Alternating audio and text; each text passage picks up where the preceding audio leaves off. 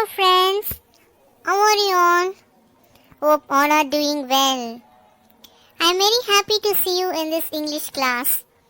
Before we move on to today's topic, I would like to ask you a question. Do you like your grandparents? Yes, all of us like our grandparents, right? Okay, today we are going to see the poem The Computer Swallowed Grandma. Okay friends, now we move on to the topic. Good day children, I am very happy to see you in this English class. Today we are going to revise the poem The Computer Swallowed Grandma from your English Reader Unit 1. This children poem was written by an anonymous.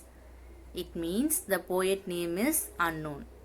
The poem is very imaginative and humorous. The poet used the poetic devices personification and hyperbole. At the end of the class, you will be able to describe the content of the poem, spell the English words correctly, use proper stress and intonation, list out the literary devices found in the poem. Okay children, I am going to read the poem. Kindly listen to me carefully.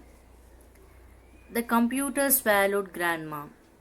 Yes, honestly it's true. She pressed Ctrl and Enter and disappeared from view. It devoured her completely. The thought just makes me squirm. She must have caught a virus or been eaten by a worm. I have searched through the recycle bin and files of every kind. I have even used the internet, but nothing did I find. In desperation, I asked Jeeves my searches to refine. The reply from him was negative. Not a thing was found online. So, if inside your inbox, my grandma you should see, please copy, scan and paste her in an email back to me. Anonymous. Next we move on to the explanation of the poem. In the first stanza, we see that the poet's grandmother lived far away from the poet. They used to have online chat. Once during the online chat, the connection got snapped and the grandmother disappeared from the view, which is from the screen of the computer. How did she disappear? Yes, by mistake she pressed Ctrl and Enter keys on the computer. Swallowed means took in. Disappeared means vanished. Next we move on to the second stanza. In the second stanza, the poet says that the computer swallowed or consumed grandma fully, and that particular thought makes the poet discomfort. The poet feels that the computer virus would have affected or infected the grandmother, or she must have been eaten by a worm. Devoured means consumed. Squirm means turn. Next we move on to the third stanza. In third stanza, he has searched for the grandma in the recycle bin and files. He also says that he has browsed through the internet, but the result he didn't find anywhere. Recycle bin is used to store deleted items. Next we move on to the fourth stanza. In hopeless situation, the poet is asked Jeeves. Jeeves is a search engine that is there in the computer to find your task. So the poet is asked Jeeves to refresh his computer. But the reply from him was negative. Desperation means hopelessness. In the last stanza, the poet requests to the readers to find his grandma. If we find grandma in a computer, he is requesting us to copy, scan and paste her and send her to the poet's email. Now we move on to the figures of speech. What is meant by figures of speech? A word or phrase that possesses a separate meaning from its literal definition. I repeat, a word or a phrase that possesses a separate meaning from its literal definition. Some of the figures of speech like metaphor, alliteration, personification, hyperbole, pun, irony, simile, etc. As I already said, in this poem the poet used personification and hyperbole. What is meant by personification? It attributes human qualities to non-human or inanimate. I repeat, it attributes human qualities to non-human or inanimate. In poetry, personification is an enjoyable one because it brings object to life. For example, the flame of the candle danced in the dark. Here, line 1 and 5, the poet personifies the computer to a human being and says it had swallowed or consumed grandma. Next, we move on to the hyperbole. It means a great exaggeration to create emphasis or effect. I repeat, a great exaggeration to create emphasis or effect. Exaggeration means extreme. The whole poem is full of exaggeration. Okay? For example, in line 1 and 5, the poet says that the computer swallowed grandma. Is there any possibility that the computer would swallow?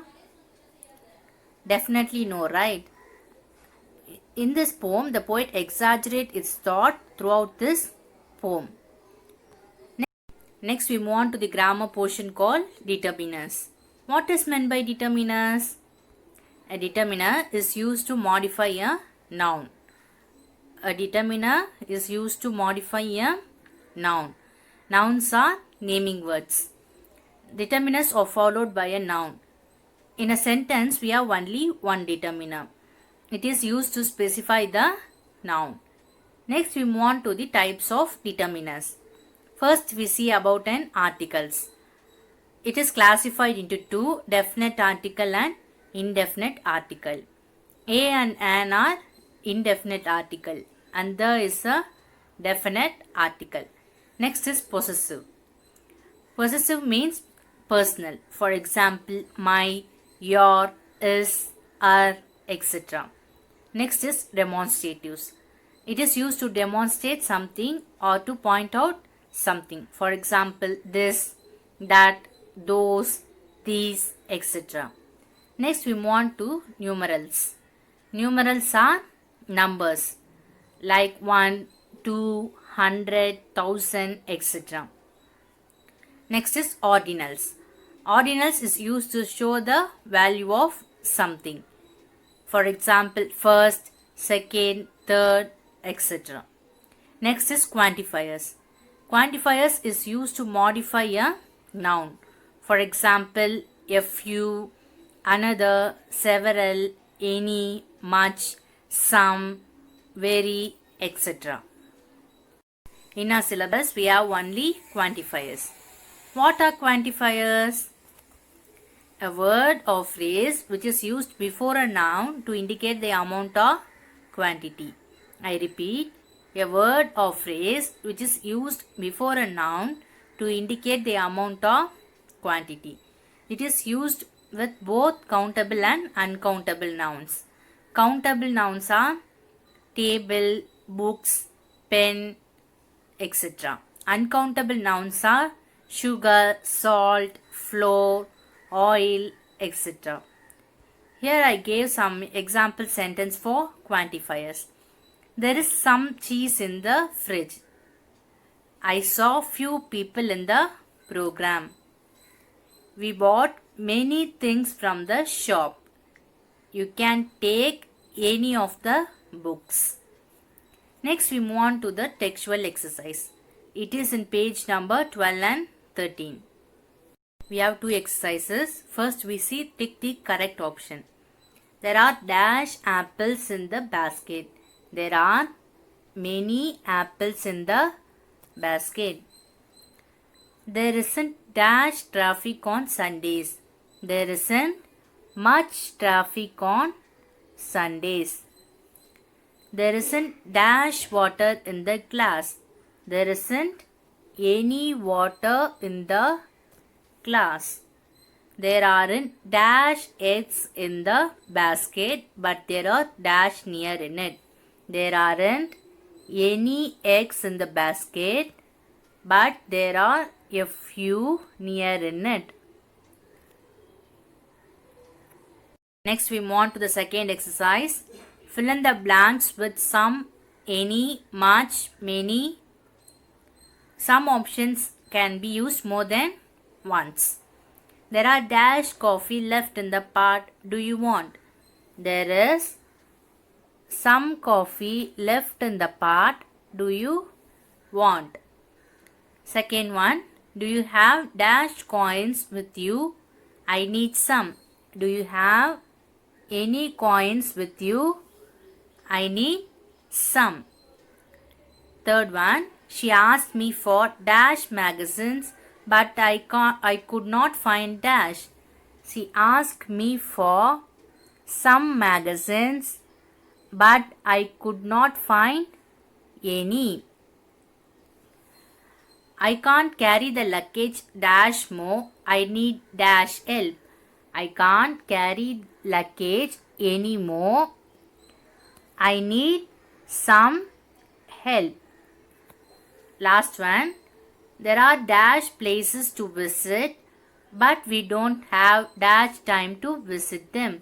There are many places to visit, but we don't have much time to visit them.